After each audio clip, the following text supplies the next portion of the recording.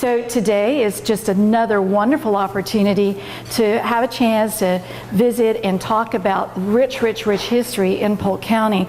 So I'm very privileged and very honored to be able to moderate a story about the real foundations of Polk County, and that is, the industry that brought people here, the industries that keep us strong, and the industries that create such a strong, just the foundation continues to be strong with the companies like the companies that we're going to talk with today.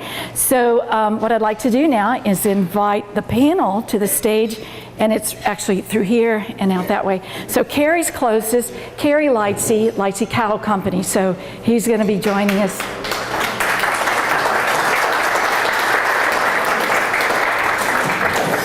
Ellis Hunt Brothers, going to be talking about citrus.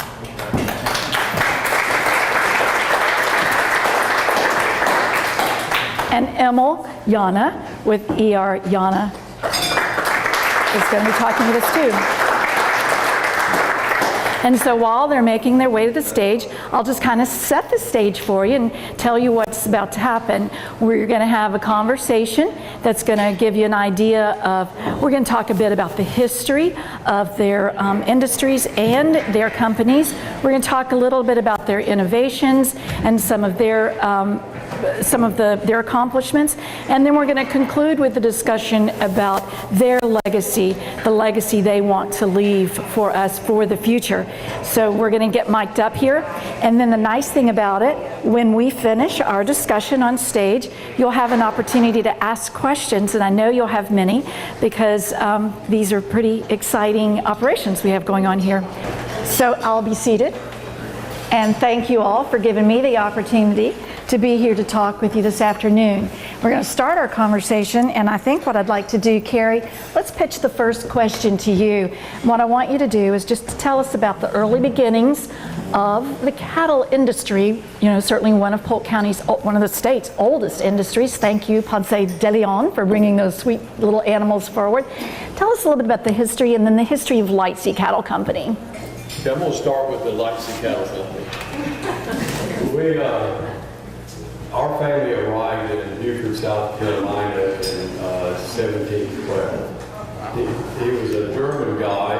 He was a rancher in Germany, and he entered into Beaufort, and our government gave him a cow, a bull calf, 300 bushels of corn, and 320 acres, and gave him a map, said this is where you can stake it out.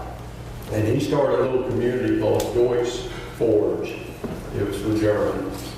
And, but his name was 12 letters, and you notice all the people around there was Irish and English, and they didn't like Germans. So he kept changing it, and it was changed to 6 different times until it sounded English. And actually, the Leitz brothers was one of the ways they changed it. So he sent back to Germany and had a bride come in on the next ship. And they got married and had 11 sons called Jacob something Lightsey. So our bunch was Jacob John Lightsey, and they actually stayed there till 1780 in the cattle business. But he heard of the great wiregrass flats in Thomasville, so they made it halfway there for 60 years in eastern Georgia. So eventually drove their cattle each time to the next location, and they settled in Thomasville, Georgia, which is all wiregrass. John ended up, this was 14 generations ago that he started Lightsey Cattle Company. So John fought the Second Seminole War in 1837, and a lot of that war was fought around Lake Kissimmee and Lake Okeechobee. And it was a 6-month war to remove the Indians. And in fact, all these forts that was named, like Fort Myers and Fort Meade and Fort Pierce and Fort Lauderdale, was all developed at that time. So the early settlers would stay in those forts for protection. So anyway, in 1858, they came back. They saw the vast flat grasslands of Florida. They left Thomasville, took them 3 months to get to Keysville, Florida, which is kind of western Polk and eastern Hillsboro, and settled there. There was 4 brothers, and they all went to different parts of Florida, some in Okeechobee and some in Berea. But from that one Johannes light seed, there's 2,800 male light seeds in the southeastern United States. And from Texas to Tennessee. So but every generation they stayed in the cow business, and it was just a tough business. We don't know why they did. But I'm the 6th generation here in Central Florida, and my granddaughter Peyton, would you stand up? She's the 8th generation, and my wife and I have 9 grandchildren, and they're all want to be cowboys and cowgirls. And the cowgirls seem to be excelling over the cowboys. Can I move into the Florida history, or you may wait? Absolutely. Tell us about the early history. So, Florida is really a neat state, and there was nobody here in 1858. And the Spaniards brought the cattle here when they were looking for the fountain of youth and gold and silver. And in 1521, they brought the cracker cattle, these wild hogs that we have so many problems with, and the cracker cattle. And the cattle just did great.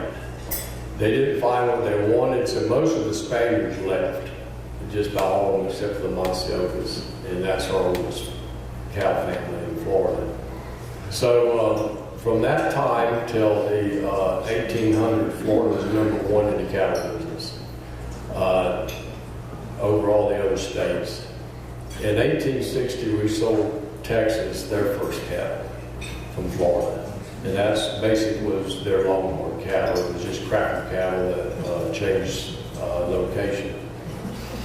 But the Indians did real well with our cattle for 300 years. They had their own brands, their own earmarks. They would treat the cattle like we do now. They used horses, the cracker horses. The Indians did a great job with them. But so in 1950, this was still open range. Our family ran cattle in western Polk and eastern Hillsboro on open range. And the reason that they started a fence law in 1950, because the train started hitting them, and the cars started hitting the cattle, and people were getting hurt. But if they hit one of your cows, a train or a car, they owe you for those cows. And well, now if they hit your cow, they own your ranch. So another fact that's kind of a neat, interesting fact about Florida, a lot of people don't know it, especially the northern visitors, that the 10 of the 25 largest ranches in North America, with Texas having one of them, is in Florida. Hawaii's got 2, but the Deseret Ranch in Melbourne is the largest. They run 54,000 head of cattle. But 10 of the 25 largest is hard to realize. We're losing ground, and as we develop our land, we'll lose more cattle ranches. Thank you, Kerry. It's a great history, isn't it?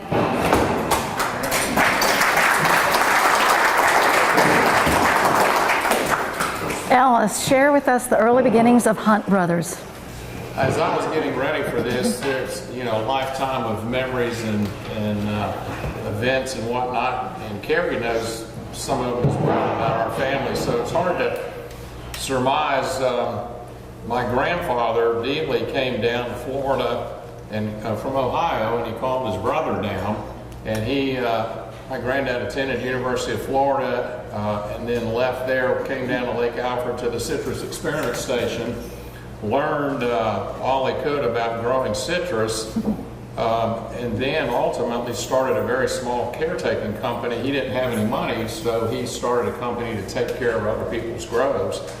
At that time, in the 20s and later, groves were developed to sell to northerners, And right out beside Country Oaks, there was a lot of acreage there. They planted 7 acres of marseilles grapefruit, 7 acres of pineapple mid-season oranges, and 7 acres of grapefruit, 7 rows of grapefruit, 7 rows of pineapple, 7 rows of oranges in 10-acre plots. Wow. At one point, they were marketing those as school teachers up north to retire to Florida, and you had an orange grove.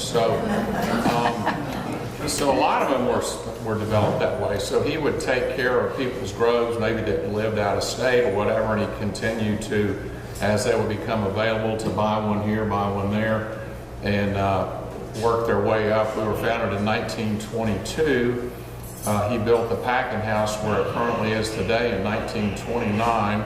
I'm a 6th generation Floridian, coming off my grandmother's side, and Uncle Frank, who's just turned 90, Sweet. is kind of our family historian and can tell you how I'm a 6th generation Floridian. I'm not sure I can. But anyway, we've been here for a while. We have 3 4th generation family members working here today with us. And we are less than 5 years away from our 100th year anniversary. Excellent. And hopefully we're going to make that.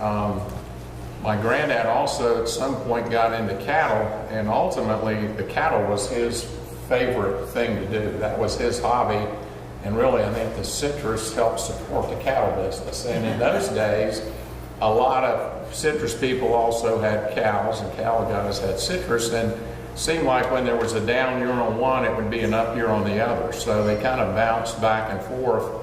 At one point, he had a fair, couple thousand cows, maybe 1,000, on what became the bombing range, and they had to drive those through downtown Frostproof to his new purchase, which was Fort Lonesome. And I don't know if he ever shared any of those stories with you or not, but he loved the cows more than the citrus. So, but thank goodness for the citrus. So we've been operating the packing house. Last year we were the #2 fresh fruit packing house in the state of Florida.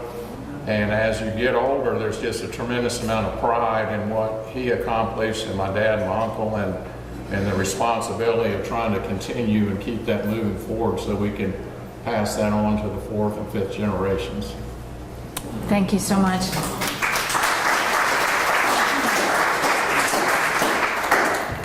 Pull proud. See, aren't you feeling the pride? Emil, tell us about the original Sandman.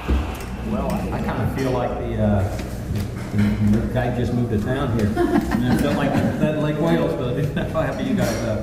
My grandfather immigrated from Langstrom, Bohemia, which is Czech Republic today, probably around 1914 or 15. And he came through Ellis Island in New York. Somewhere along his travels, he met my grandmother from eastern Tennessee, Johnson City, Lisbethton. Married her, and in their travels they ended up in Florida, down in the Sarasota, Venice area. And he was a stonemason by trade, so he went in the Venice Tile Company, and they made mostly roof tile, concrete roof tile for all the development down there. He had heard there was work in Lake Wales. The Depression came along, and I think his business suffered down there. So he came to Lake Wales, worked at Mountain Lake as a stonemason, knew a little bit about sand, and Lake Wales was already kind of established as a source of good construction grade sand that was kind of known, at least centrally in Florida. But he moved to Lake Wales, and that's where he raised his family. My father, really Emil Jr. is listed. I'm the third. But he was the oldest, and Francis, Fred, and then Budgie and Nola were twins, the youngest. They grew up here in Lake Wales. Each one of them kind of went their separate ways. Our company was really founded by my father. My grandfather's company, Lake Wales Independent Sand Company, was taken over by Francis, and it's depleted the resources in Lake Wales, and we don't mine there anymore. But Lake Wales being, when my father got out of the service, he was in the Seabees and spent 30 months in the Pacific. Nowhere to spend his money, so he saved most of that. When he came back in 1948, he purchased Davenport Sand Company, a little company just north of here.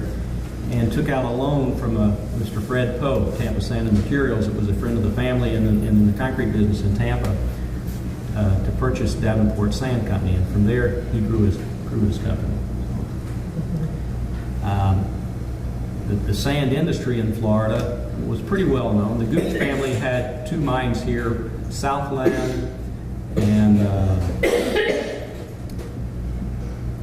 I'll think of the other. They had 2 sand mines. I know, and I can't remember. Yeah.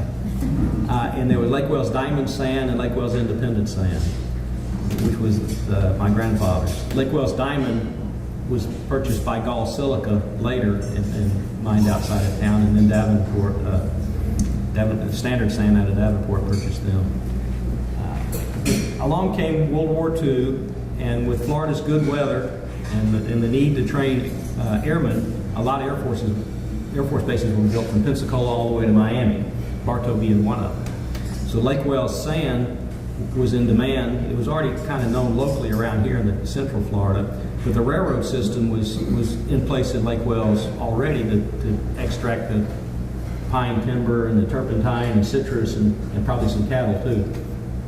So that infrastructure was there to deliver the product, and everybody was looking for that. Lake Wells Diamond Sand is very well known as a sharp construction grade sand. So really Lake Wells got put on the map for sand about that time, early 40s.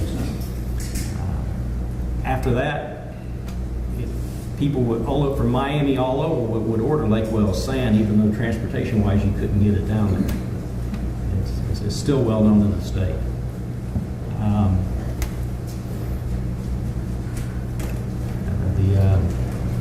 The industry's changed through the years. There are a lot of vertically integrated companies nowadays. A lot of the sand, rock, and cement that goes into ready-mix concrete, our primary end product, they're all owned by the same companies. They're selling those products through a ready-mix truck. We've resisted sale to a vertically integrated company like that and continued our family business to today. So I'm second generation in our business, not quite as far back as you guys. But a wonderful story, and I tell you, we frequently have people come to the History Center and they want to know if we have information about the airfields that were built in the state during the wars, and because they trained and they came back. Now we have another local connection. I know where the sand came from. I can tell them another story. Thank you for that. So,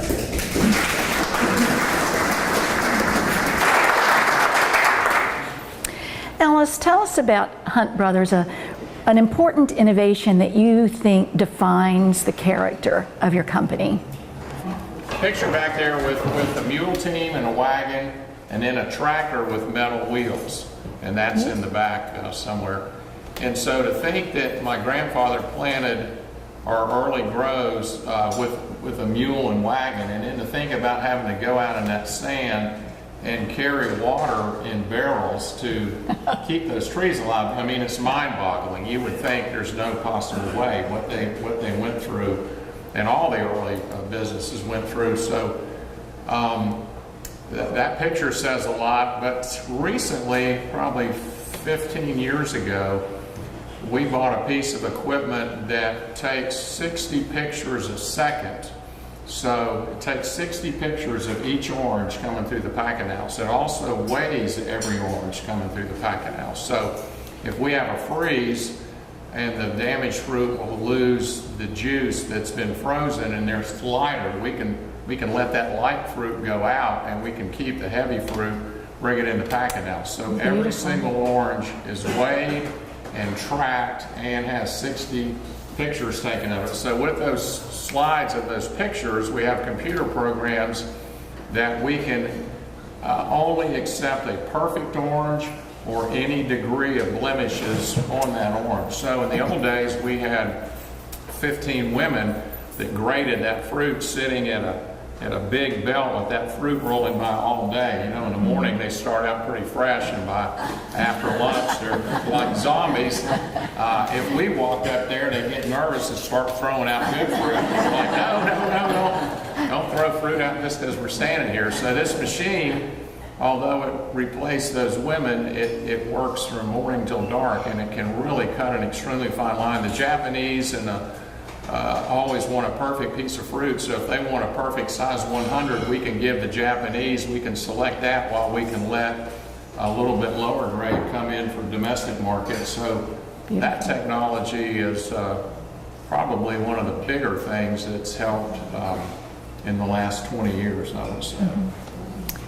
I love that. That's a great story. I didn't realize that how many pictures, how many? 60 a second. 60 seconds. Pretty amazing, isn't it? And kind of that same technology to a certain degree we put on our speed sprayers and on our fertilizer distributors. So they're called tree seeds because it's a kind of a camera device that's actually looking at the trees. So when you run the sprayer by, if there's a gap because the tree's out or just a gap between trees, the sprayer shuts off. So you're not spraying the air or wasting product. It's really to save money and use less spray, but it's also better for the environment to not be putting something out you don't need. And same with the fertilizer. The fertilizer spreader will give a small dose to a little tree.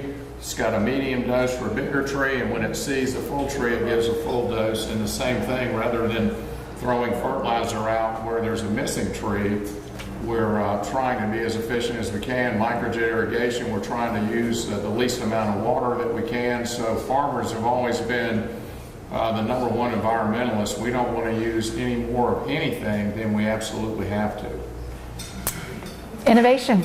Yes. Emil, how about the Yana Corporation? Can you share with us an innovative idea or concept?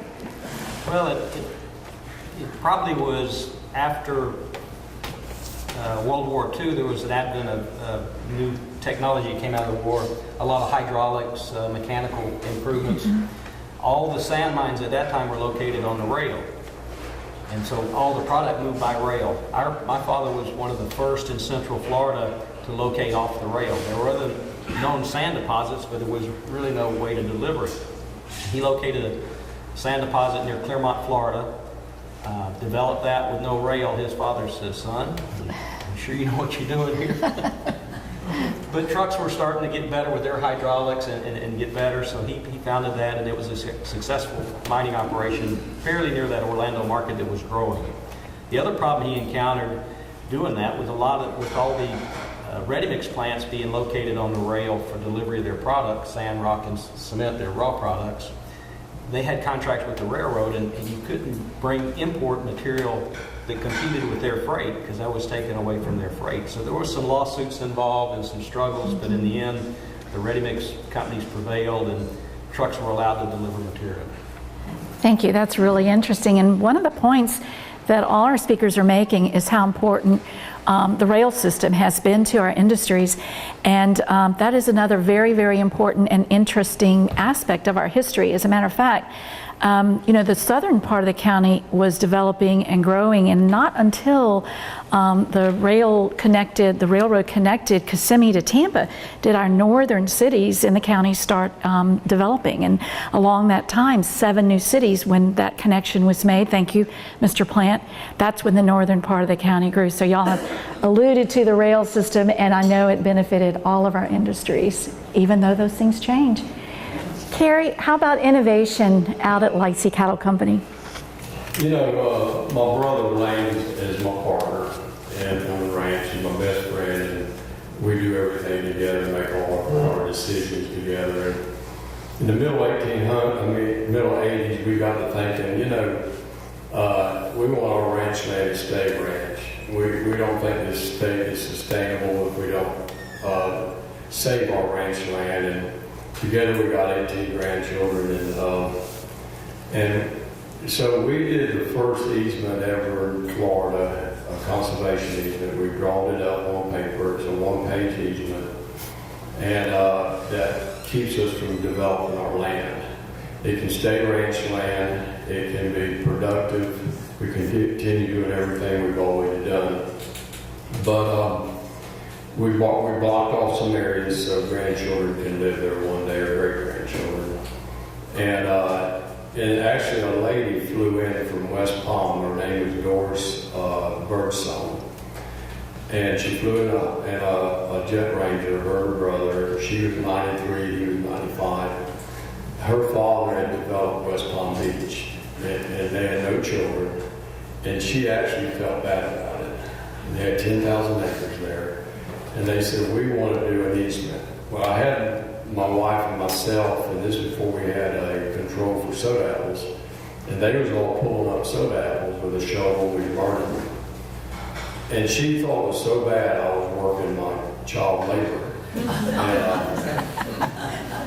Well, and then my son and I was going to go burn the woods after she left, and we had a farm land. And so we rode around. It was one of those just bush garden days. We saw bears and eagles and swallowtail kites. It was just a beautiful day.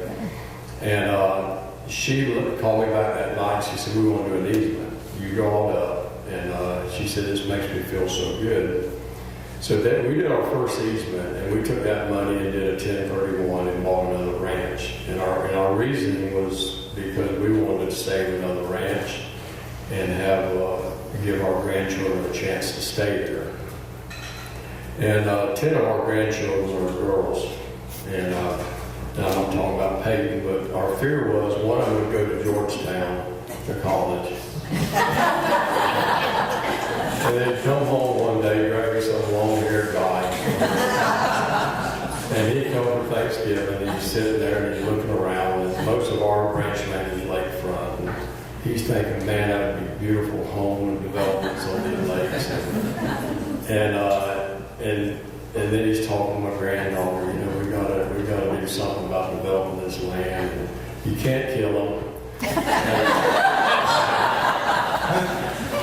And you want to get along forever. So we thought if we could tell them at Thanksgiving that all our land has easements, there's no way we can develop it. And we've set some land aside for them to live on if they want to stay. You know, all of them can't stay. We're hoping some of them will and continue the tradition. But now 85% of our land has easements, and our plans is when they get money again, is to do 70% more. And then everybody understands the direction we're going. Thank you so much for that.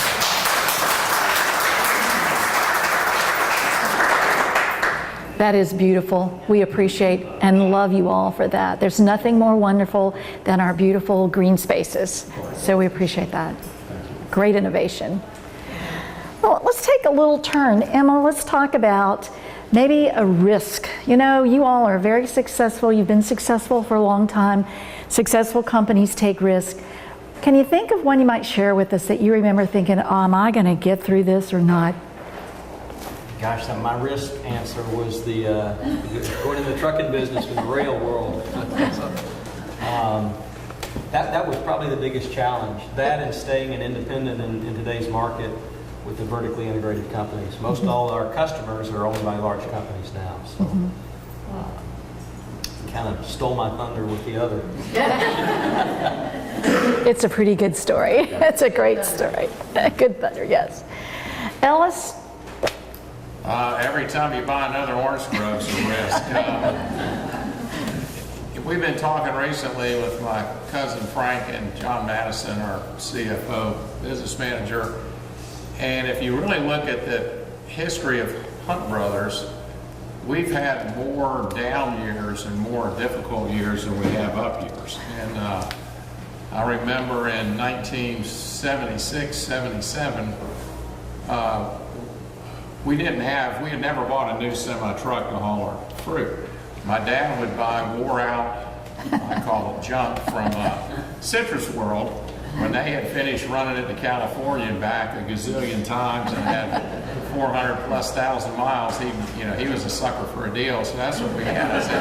I said, Dad, we have got to just let me buy one new Mack truck, please. We had 200 acres of B-row of mid-season oranges that we hauled back, and I said, we've got to have something to haul. And he looked at me and said, son, we're not going to make enough money to buy a truck this year. And at that point, they were about $32,000. I said, are you telling me we're not going to make $30,000? And he said, no. Well, then, 77, we had a freeze, And my grandfather had bought, usually he tried to always buy on the hills, that's the high ground, and when you have a traditional radiation freeze, the cold air settles just like water to the bottoms, and it'll be 10 degrees colder in the bottom of a valley than it will on the top of the hill. And so historically on those kind of freezes, we had packable fruit on the top of the hills. So we went from not going to make 30,000 to making a lot after that 77 freeze.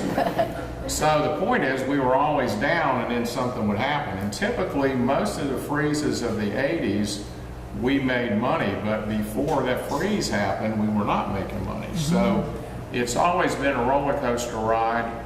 Then the 89 freeze hit, we lost 75% of our trees in Lake Wales.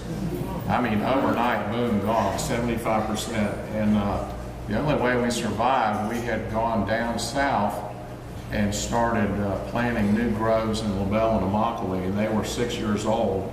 And if it hadn't have been for those new plantings, which was another risk, going to a different part of the state that's called flatwoods, a different growing environment, and if we hadn't to roll the dice and gone down there, we would have been toast. So, but I think just being in agriculture is extremely challenging. So every day is a risk, and boy do we admire you. You get through those freezes, you get up at 5 o'clock on Monday morning and head back into it again and say, okay, let's start over. That's just... Well, I tell everybody, if you weren't born into it, I would not recommend getting into it. It's not for the faint of heart. You know, I think the biggest risk was before 2 and 3 generations, 4 generations ago, when they bought land and they depended on cattle being fairly high. And that's the only way they could make money off that land without selling it. And they had a lot of down years. And then nowadays, with this same land, we run more cattle. We have people come and pick your palmetto berries for a cancer preventative, and actually they're using it for a cure. And it's set in France, and they pay you good money for the palmetto berries, which, you know, I never dreamed that hogs and cows might keep them, but we have a cell tower at half the ranches now, and I never dreamed you'd put a tower up and make money off that. And 2 weeks ago, we had 6 turkey hunters that paid $2,500 a piece to shoot a $15 turkey. I don't understand.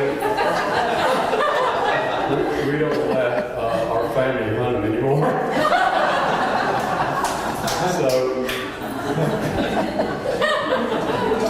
So and then about every 10 years, they'll come by and buy your moss in Europe and make beds out of it and stuff. So we are more fortunate now. We can kind of do some things to get ahead. And Florida just seemed like it was set for cattle. You know, you don't get that many frost, and you run more cattle per acre. But the last thing we did, which Emma was involved in it, we could never feed cattle in Florida corn because we couldn't grow it. Because of GMOs, now we can grow great corn, high yield corn. So 13 of us ranchers started about 4 years ago raising. The cattle are born here, and their background, they go to a feed yard in Chiefland, Florida, and they're fed feed from here. And then Publix buys them for homegrown beef. Oh, good. And it's just, they're yielding better than they did out west. They're coming off feed earlier. And you know, it's a hard trip for a yearling to be taken off their mama. It's been a 28-hour trip to Amarillo, and then be fed up to 1,300 and then shipped back here to Publix. So it's a 3-hour trip to Chiefland. So this is something we never dreamed we could do, and it's working out good. Thank you. Very interesting. Isn't this just the greatest conversation? Don't you love it? So what we're going to do next is sort of like, I don't know, a ladies' talk show sort of thing that's hard for men. And we're going to get really personal. And I want you to think about a situation or a memory or something that you recall that is extremely intimate and personal to your life and your industry. Alice, why don't we start with you? Well, Debbie told me not to say this. Okay, say it anyway. Let's see. One that was a classic, it was I don't know how many people were here that knew my grandfather, is becoming fewer and fewer. But he was a very serious person. And when he said do something, I mean, you did it right now. So we had a company radio that everybody heard. Each vehicle had that radio in the truck. The office, the ladies in the office can hear it. The shop can hear it. Everybody can hear it. So my grandfather calls my brother and he says, is there any way you could get a tractor down to ranch at 7 in the morning? If you're not busy, are you busy? He says, well, Granddad, I've got 2 herbiciders going, I've got 2 fertilizer distributors, and I've got 5 screen sprayers, and I don't really have one. And he said, well, sounds like you are really busy, but if there was any way you could have one, I'd kind of like to have one. Well, I'm thinking, give him the damn tractor, you know. Well, so my brother goes through that again, and finally my grandfather says, damn it, have it there at 7 in the morning. So the whole time I'm thinking, you don't tell him no. So I viewed my grandfather as the king. I mean, he built Hunt Brothers out of zero, nothing. He had a couple $100 when he came to Florida. So if he said jump, you start jumping. And I was yes, sir, no, sir, I'll find out, sir. So that was just personal to me. And today, people aren't like that, and if you hadn't grown up with that kind of respect and everything was from my grandfather. So it was just very personal to me. I admired him. A lot of times we were actually, I guess, afraid of him. If he called you and said, how long will it take you to get to the office? You're thinking, holy cow, what have I done? Just the respect I had for my grandfather was a personal thing to me. That's really beautiful. Thank you.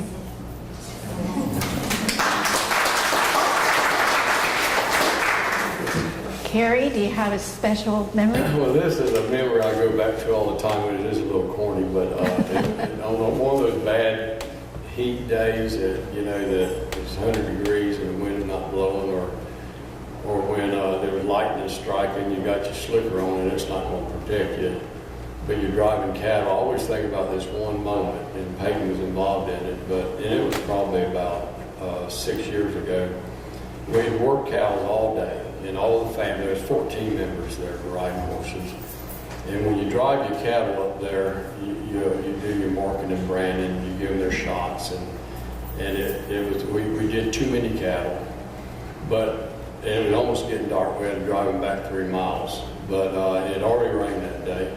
But I'm driving them back, and I'm in the back. The cattle are working good, and the kids are all grouped up talking, and we're driving along there, and the sun was setting, and it was just, there was a glow out there, and there was wildlife and eagles flying over, and I said, as much as there's adversity in this business, and as tough as it gets, this little deal right here, watching the family and everything's going well, and so I go back to that moment. So it makes it worthwhile. Oh, that's beautiful.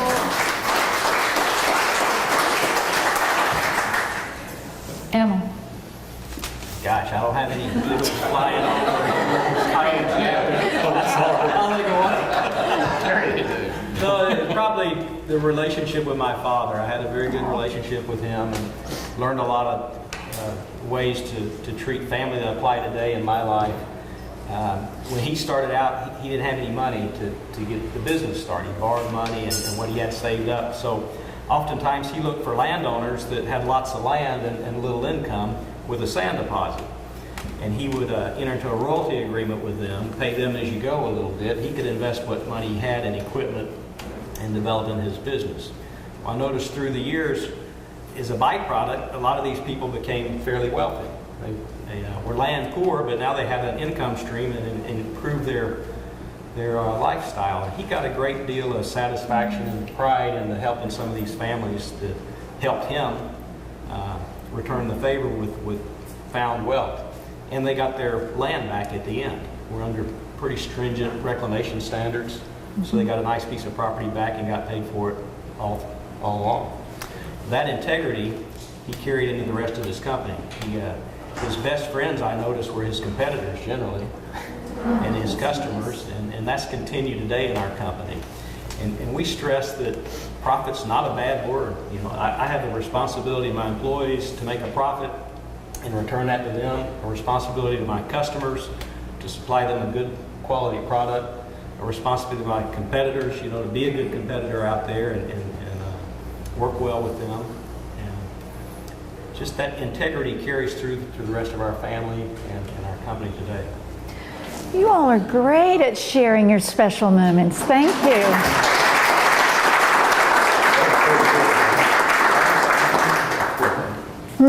I have a quick story that I just thought I was going to follow. We want to hear this story. My grandfather grew up in a little when he got married, my dad and my uncle all grew up right next to the Lake Wells Play Park in a little wood frame house. And Dad and Uncle Frank were upstairs above the garage, basically in an attic turned into a bedroom, a little tiny thing. No insulation, no AC, no heat. I mean, hotter than you can imagine in the summers. And as Hunt Brothers was getting a little bit bigger, once or twice he asked my grandmother, because Roy Craig's father, the Craigs, I think Willard Pierce may have the house today in the cove of Lake Wells Lake. They built a house, and my granddad asked my grandmother, Louise, would you like me to build us a new house, a nice house like the Craigs? And she said, no, if you'd rather buy another grove, buy another grove. So they stayed in that house forever until my grandmother passed away, and each time he got enough money to buy another 10-acre grove, that's what he did. So he was very, very frugal and always put the money back in. And then after the Depression came, and he had debt, ultimately he bought his brother out. It was the original Hunt Brothers. His brother moved to Sarasota to build sailboats, so he had to buy him out over like 20 years. Came through the Great Depression. He got to the point he would not buy anything on credit. He would not take out a loan. He had to have cash. Well, we often thought we could have been twice as big if he had leveraged and taken out loans, but he said, I'm never going to be in fear of losing something again. So everything we bought, we had to pay for with cash, and you had to save quite a while to come up with that money. Yeah. That's what he did. That's a good story. Thank you so much for that. So think about this. I have one more question that I'd like to ask our panel, and then it'll be your turn to ask questions. So think about what you might want to ask and what I'd like to do to conclude. Carrie, let's start with you. Let's talk about legacy. And I'm just curious to hear your story, the legacy that you hope to leave your family and to Lassiter Cattle Company. You know, family is everything to us. And my dad used to say when we was kids that it's God, family, and land was pretty close behind. And, you felt like you needed to take care of it. You should always leave it better from your generation to the next. And it wasn't put here to sell, it was put here to leave. So the other ones have a chance to do what we do. And he would tell me you could, and I believe this might be true, you could take a Lassiter birth away from the family and have somebody adopt it somewhere else and hunt them up in 30 years, and they'd be in the cattle business. But I think they need to be, I want them to continue being proud that they're cattle people and always take care of it and leave it better.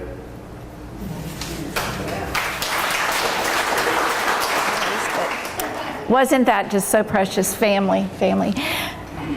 Peyton, are you just so happy to be listening to this today? Let's just go right down the road. Ellis? I think what I've learned, the number one thing is giving back to the community.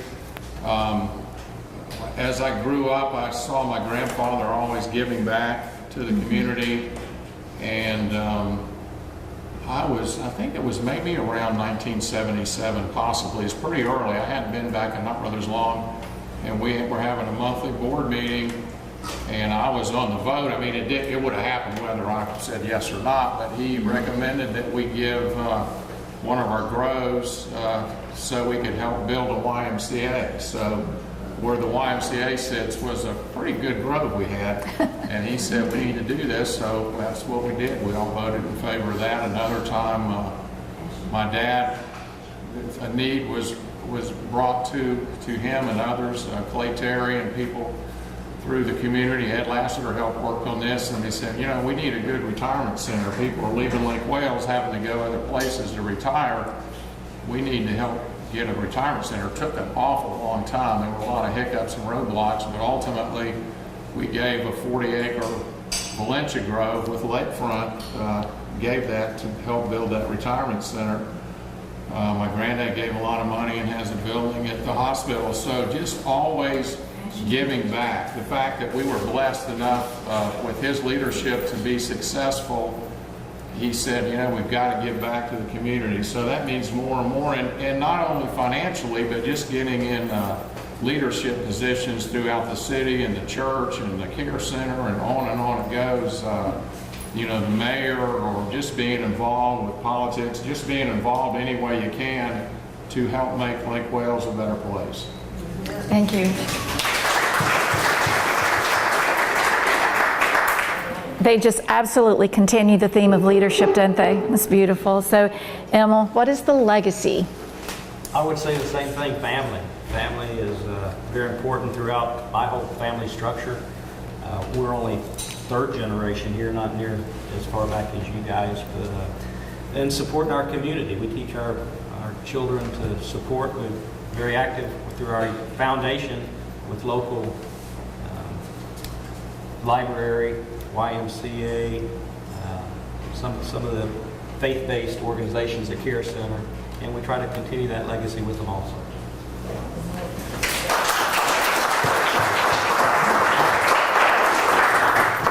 So I won't embarrass myself and jump off the stage. I'm going to grab the microphone and come around, so raise your hand and I'll come grab you and you can ask your question.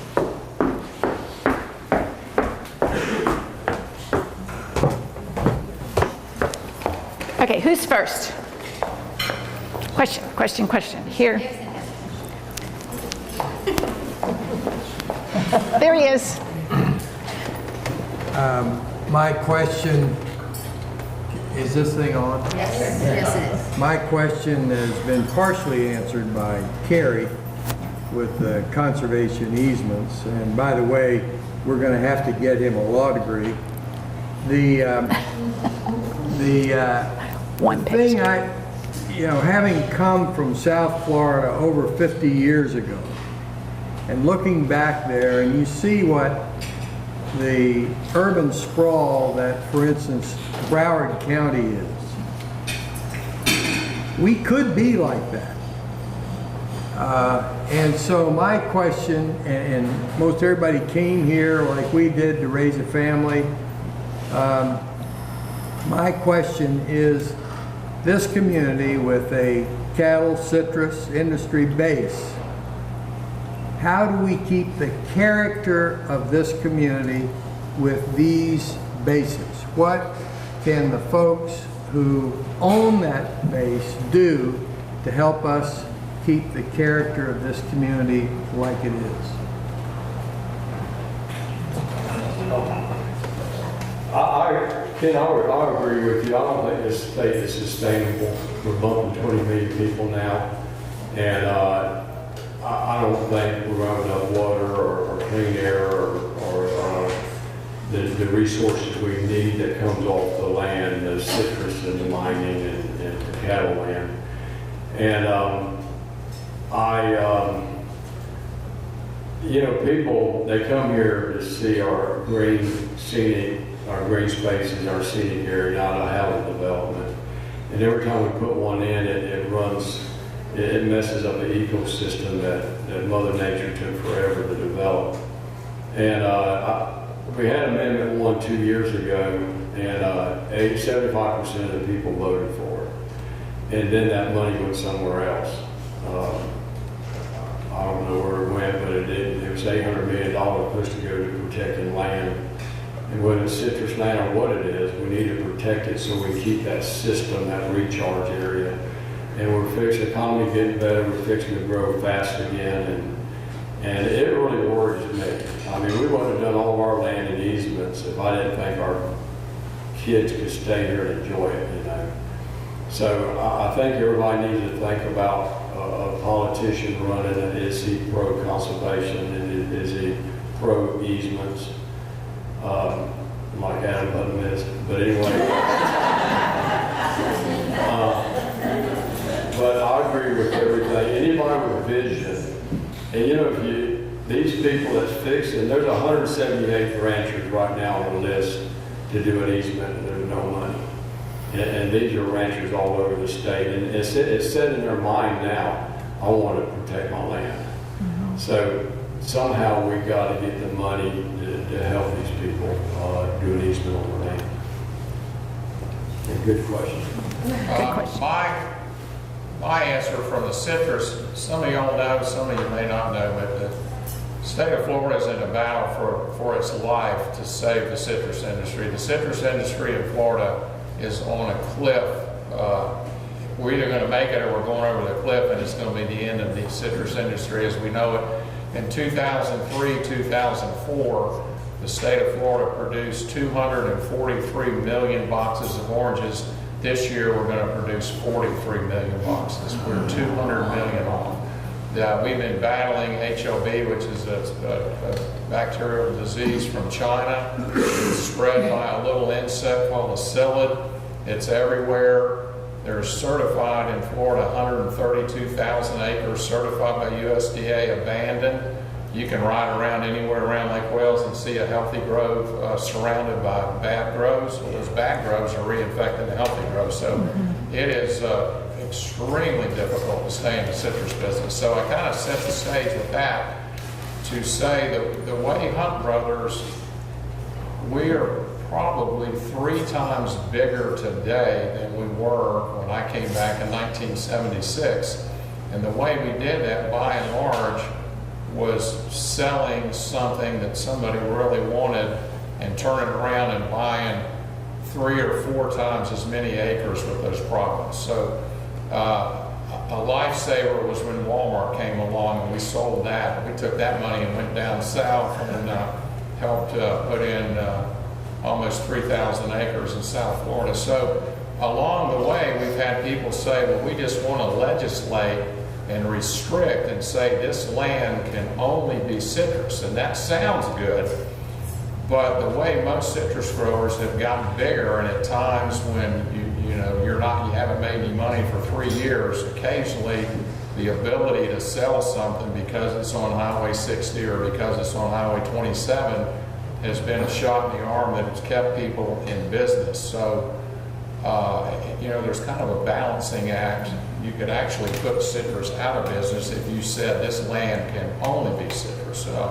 So I'm sensitive to that. I was on the Polk County Planning Commission for 6 years. I've seen all these developments come and can appreciate both sides of property rights. And so there is a delicate balance. I mean, nobody wants to see shopping centers and subdivisions everywhere. That's not sustainable. I totally agree with you. So just trying to find a balance to keep everything working. Citrus is a great aquifer recharge for rainfall.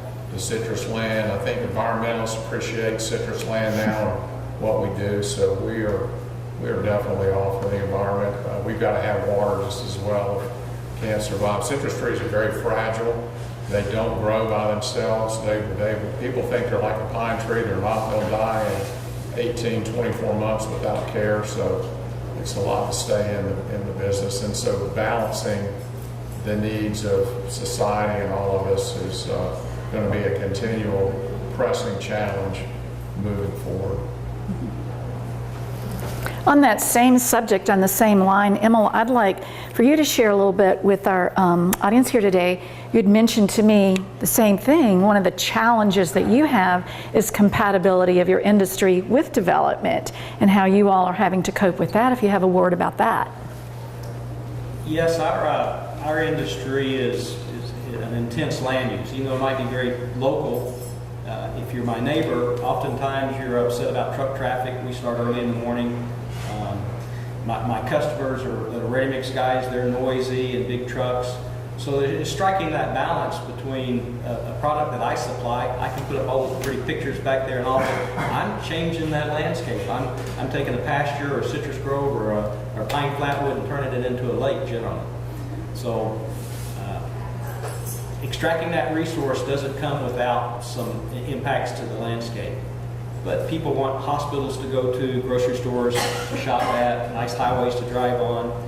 I was born and raised in Florida. I don't want to see urban sprawl everywhere. There's not enough water. We need stronger clean air standards. But there's that balance. People say, well, they just go somewhere else. Well, you can go to Mexico and import aggregates, but there's no regulations there. So if you truly are globally eco-friendly, you'd rather do it here because there are controls in place at the state level, the federal level, and the local land use, and there's usually a lot of constraints put on my industry on how we can extract our resource and what the property is going to look like afterwards. But meeting those demands and that balance between the two and keeping Florida a good place to live at. We have a governor that encourages jobs, and with our weather here, people are going to continue to move to Florida regardless of the hurricane season when it comes and goes. But supplying those products and striking that balance between development with neighbors and encroachment of urban activities around my operations is continues to be a challenge. Thank you for that. Didn't mean to put you on the spot, but I thought that was a really interesting discussion we had. Any questions? Next question. So now it's your turn. We have put you on the hot seat, so you all can wrap us up. Anything you want to say?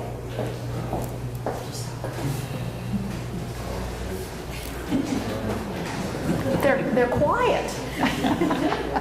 I'll say something. First off, if you seriously need to look into and consider, I would strongly urge you to vote for Adam Putnam for governor. That's very important. I'm not sure how many generations. Adam's like 6. They're citrus cattle. They understand. He is as good as it gets in understanding everything we've talked about today. So that the politics is very important from Lake Wales and the city commission to the county commission to the state and the federals. I mean, I can't encourage you enough in every election to get involved, and if you know somebody that lives in the city limits that you could encourage to consider running for city commission, that's important because we're turning over every 2, I think we're going to 3 years. You've got to find somebody to run for city commission. That's important in our local, our lives and our communities. So that's valuable. And you know, we all want to stay the value of our land. Kerry's got the easement, so his is protected. With our citrus groves, we want to take care of that land because that underlying asset, if these groves die, is the only value we have left. So farmers and ranchers and emerald and the sand mines, we're always trying to preserve, but ultimately that underlying value is the land and the environment. So we are actively taking care of them. Florida's Natural is the only orange juice left that is all Florida orange juice. Tropicana, Minute Maid, Simply, all of that is Brazilian imports in there. I don't know how much longer Florida's Natural is going to be able to continue to do that. Hopefully we'll solve this greening problem and that will continue, but if you need to make a choice, I would say vote for Adam and drink Florida's Natural orange juice. Reserves in Florida for sand lay in certain areas up and down the central part of the state. Polk and Lake County are some of the primary suppliers. You see this white sand under the scrub up and down 27. Well, that's not a very good construction sand. That's an old sand. It's grounded and doesn't make very good construction sand. So people say, well, why don't you just move deeper into the woods or go over here? I'd love to be near Orlando or near Miami, but those deposits are where God put them, really. And that's where we have to do our mining. So oftentimes people don't realize that we're there because of the resource. And if you look, they're out east of Lake Wales. All those sand mines are right there together. There's none west of town, and there's none further out towards Yeehaw. Those deposits are right there. So they have to be permitted where they're at. Oftentimes, as people get close to us, they have issues with us, but those deposits are only in certain areas.